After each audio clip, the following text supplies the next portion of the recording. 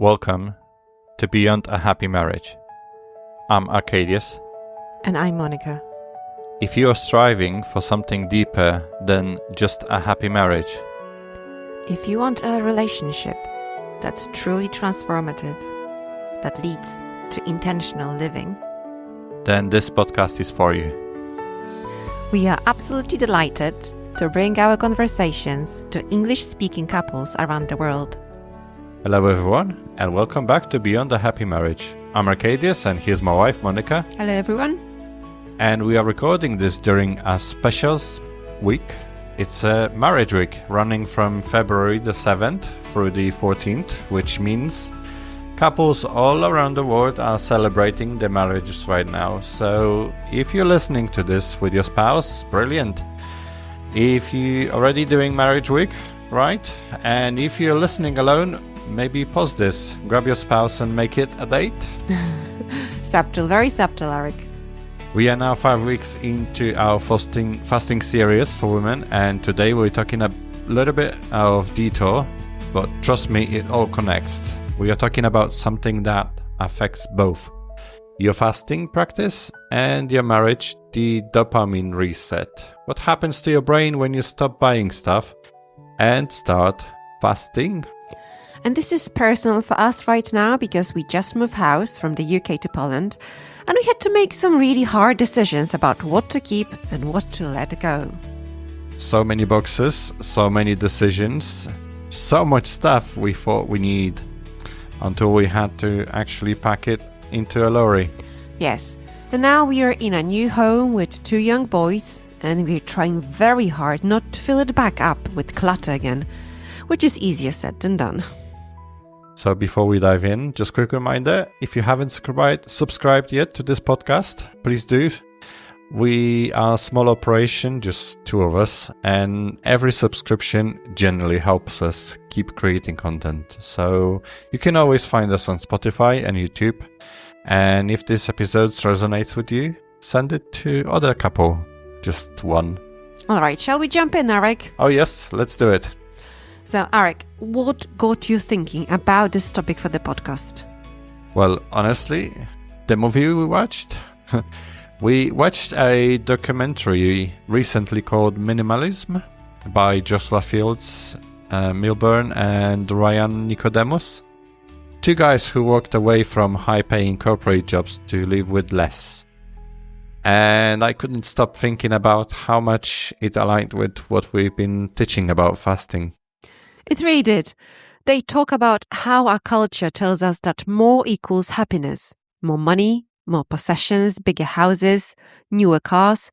But the research shows the opposite is actually true. And what struck me was this. They were describing the exact same brain mechanisms that happens with food. This constant craving for more and never less to satisfaction. It's the dopamine cycle.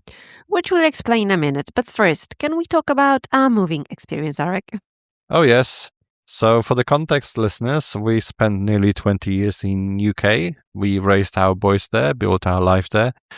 And then we moved to Poland, to a village near Monika's family, which meant we had to decide what actually mattered enough to move across Europe. Yeah, so we actually gave away so much. Furniture, clothes, kitchen gadgets we'd used once in 5 years. Books we've never read again, and toys the boys had grown. It was actually quite freeing once we got past the initial stress. There's a scene in a documentary when they talk about the just-in-case items. Things you keep in just in case. You might need them someday. We had the entire closet of just in case. Yeah, like the juice maker. We kept a juice maker for many, many years, just in case we decided to make homemade juice regularly. And it sat in the cupboard, taking up space, creating this low-level mental clutter every time I opened that cupboard and saw it. And that's the thing. Physical clutter creates mental clutter, which the research actually backs up. Monika, you want to share about the study? Yeah, so there is this fascinating research from UCLA, the Center on Everyday Lives of Families, and they studied 60 families with children. And they measured stress hormones throughout the day while families gave tours of their homes. They literally had people walk through their own houses with video cameras describing what they saw. Yeah. And here is what they found. Women who described their homes using words like cluttered, messy, or chaotic had flatter cortisol slopes during the day, which is a biomarker of chronic stress. It's associated with depression, fatigue, even cardiovascular problems. But this is important. Men walking through the exact same cluttered rooms often didn't even mention the mess. Their stress level were like unaffected. Yeah, which explains so many arguments we had over the past years. Fair, very fair. I'm definitely one who will walk past the pile of stuff and not see it. But what this means for fasting is quite significant. If you're asking women to practice intermittent fasting, which requires mental discipline and willpower, while they also manage a cluttered home environment, that's literally raising their stress hormones all day. You're making it much harder than it needs to be. Right, so like asking someone to run a marathon while wearing ankle weights. Technically possible. But why would you? Yep. So let's talk about what's actually happening in your brain. Monika, you're a scientist. Explain dopamine like I'm 10 years old. Okay, I'll try. So dopamine is a neurotransmitter. So it's a chemical messenger in your brain. People often call it the pleasure chemical, but that's not quite right. It's more like the wanting chemical. It's what makes you anticipate reward. So when you see something you want to buy or smell or eat when you're hungry? Exactly. So your brain releases dopamine in anticipation. And here's the fascinating part. Your brain has what researchers call a pleasure-pain balance. Well, imagine a seesaw. Every time you get a dopamine spike from pleasure, like eating chocolate, buying something new, or scrolling social media, the seesaw tips toward pleasure. Sounds good so far. But your brain immediately compensates by tipping the seesaw back the other direction, below baseline. This creates a state of craving for more. It's why the third cookie never tastes as good as the first one. Why you can buy something you wanted for weeks and feel great for just about 24 hours, and then you're looking for the next thing to buy. Sounds like drug addiction. Yeah. This is from Dr. Anna Lembrick's research, right? Stanford? Yeah. Her book, Dopamine Nation, explained this brilliantly. And here is the key insight for both minimalism and fasting.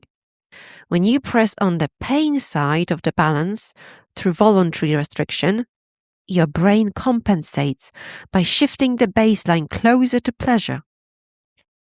So, okay, that again in normal personal language, please. Okay. So when you intentionally say no to things, whether that's food during a fast or buying another pair of shoes you don't need, you're training your brain to find satisfaction in less. You're resetting your dopamine baseline. Meaning less actually creates more satisfaction? Exactly. It's completely counterintuitive, but it's what the research shows. And it's what experienced fasters report all the time, that after the adaptation period, simple meals taste incredible. Food becomes genuinely satisfying again, and instead of just, the next hit in an endless consumption cycle. And minimalists say the same thing about possessions. When you own less, you appreciate what you have more. Right. That the paradox resolves: less creates more. Okay, so I want to get really practical here because I think people are listening and thinking, that's a nice theory, but what does this actually mean for my Tuesday afternoon when I'm stressed and want to order something from Amazon? That's very specific scenario, Arek. Well, I'm projecting. So here's what's happening neurologically. So you've had a stressful day. Maybe work was difficult, the kids were fighting, whatsoever. Your brain is looking for a quick dopamine hit to feel better. And in our modern world, you have immediate access to that hit. You can pull on your phone and shop online or eat something or just scroll social media. Just like a dopamine slot machine. Yeah, exactly. But here is the problem. Every time you pull that lever, you're training your brain to expect an immediate reward for discomfort. So your tolerance for any kind of tension or boredom or stress gets lower and lower. So you become like a toddler. You just can't wait for anything. Harsh, but fair. And this is where both fasting and minimalism function as training tools. When you fast, you're sitting with the discomfort of hunger without immediately satisfying it. When you practice minimalism, when you see something you want to choose and buy, you're sitting with the discomfort of desire without immediately satisfying it. Well, it builds a muscle, but I mean, are people strong enough? Well, there's actually research on this. It's called the strength model of self-control. Roy Baumster's work showed that self-control is like a muscle. It gets depleted with use, but it also gets stronger with practice. There's some cookie experiment, right? Yeah.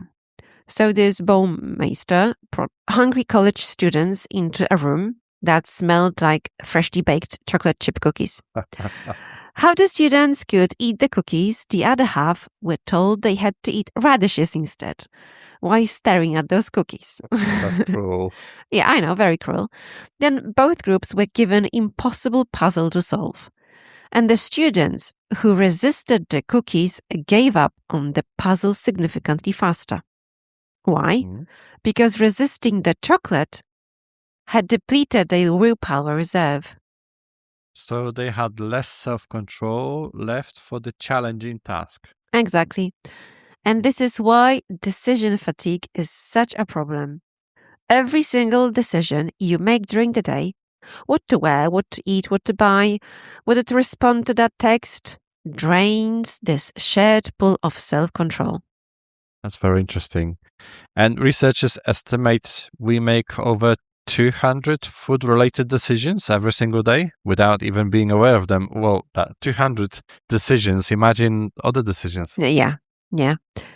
So if you simplify, if you eliminate unnecessary decisions through minimalism, if you eliminate hundreds of food decisions through a clear fasting window, you preserve that willpower for what actually matters. For being patient with kids, for communicating well with your spouse, for choosing prayer over scrolling, for example, yeah. And this is why the combination of minimalism and fasting is so powerful.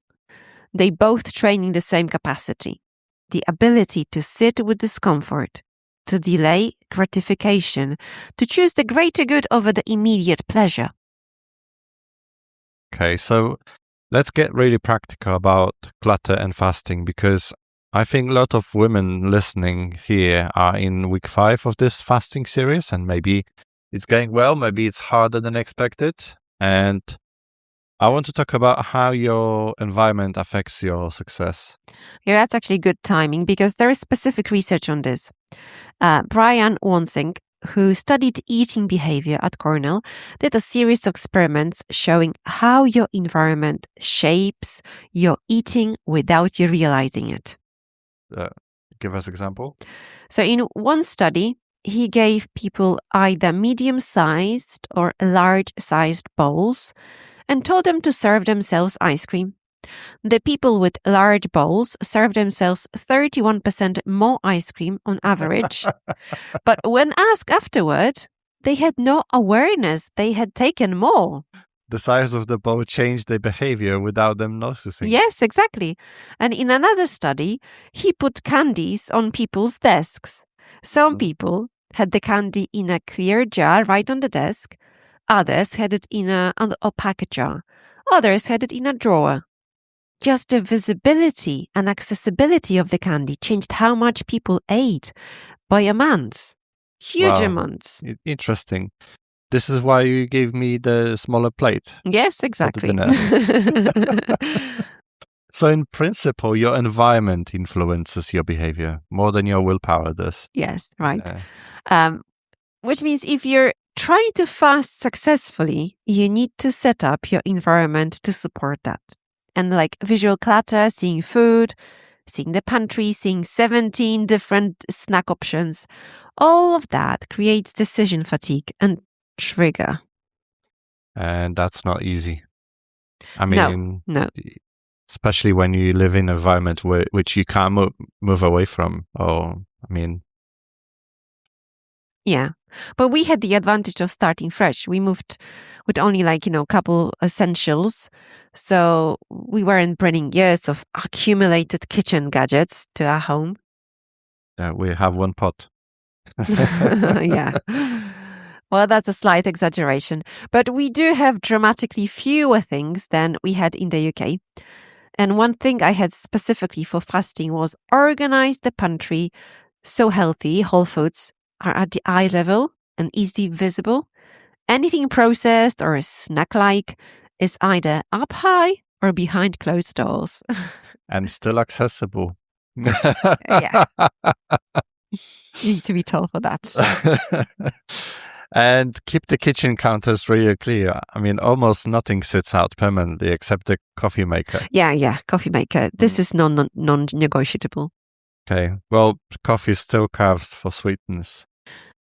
Yes. Okay. Visual simplicity makes huge difference. Okay. So there's a research from Princeton showing that when your visual field is cluttered, your brain has to work harder to filter out irrelevant information. Yeah, it's like your brain is constantly running background applications that drain your battery. The more visual stimuli you've got, the more mental energy required to maintain focus. And when you're fasting, you need that mental energy for other things, for sitting with hunger, for staying focused on why you're doing this. That's very interesting. Being present for your family. Exactly. So even if you can't do a full house declutter right now, I'd encourage women listening to simplify your kitchen. That's where you will feel the benefit most directly for fasting. And what would be the first step? Well, you can clear your counters. Everything off except maybe a coffee maker or a kettle. Put away the toaster, blender. Just for 1 week, as an experiment. Okay. Do you bring things back if you need them? Yeah. This is not permanent. But notice how it feels to walk into a kitchen with clear surfaces. Notice if it reduces the urge or to graze or snack. Notice if you just feel calmer. And the second step? You can simplify your pantry.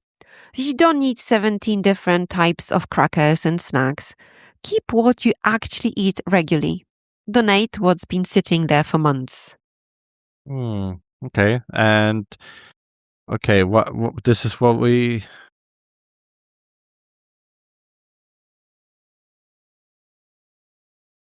Okay.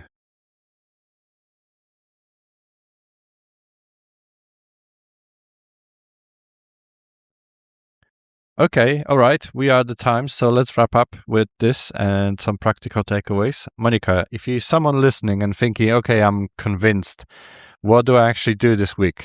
What would you tell them? Well, pick one small area and simplify it. Don't try to declutter your whole house while also maintaining your fast. That's too much. So start with your kitchen counters? Yes, or maybe your bedroom nightstand or your bathroom counter. Just one surface. Clear it completely, put everything away, and just live with that visual simplicity for a week. And notice how it feels. Yes, exactly. Notice if you feel calmer. Notice if it's easier to maintain your fasting routine. Notice if you're reaching for snacks less often just because they're not visible. Just for practice, actually. Yeah. Okay, and what next? You can practice resisting one impulse purchase this week. Not forever, just one. You see something you want online, you feel that dopamine spike of wanting it, and you close the tab. Sit with the discomfort for 5 minutes. So like training the muscle of discomfort. Yes, and you're training the exact same capacity that helps you sit with hunger during your fasting window. Oh, interesting. Okay, before we go, quick reminder that we're building a community of couples who want to grow of freedom together. If this conversation resonates with you, here's what can help us. First, subscribe to this podcast, and if you haven't already, we are on Spotify and YouTube. Send this episode to one couple, just one, who you think might benefit from conversation. That's how we grow, obviously. Yeah, and third, you can visit natprofam.com for more resources on fasting, marriage, and living with intention as Catholic couples. We're on this journey with you. We're literally 5 weeks into simplifying a new home while maintaining fasting practices. We are figuring this out in real time, just like you. Which means we would love to hear your stories. What's working? What's hard? What have you discovered? Comment and let us know. Thank you for listening, and thank you for being part of this community. Until next time, keep building that beautiful intentional marriage, and happy marriage week to everyone celebrating with us. Bye. Bye.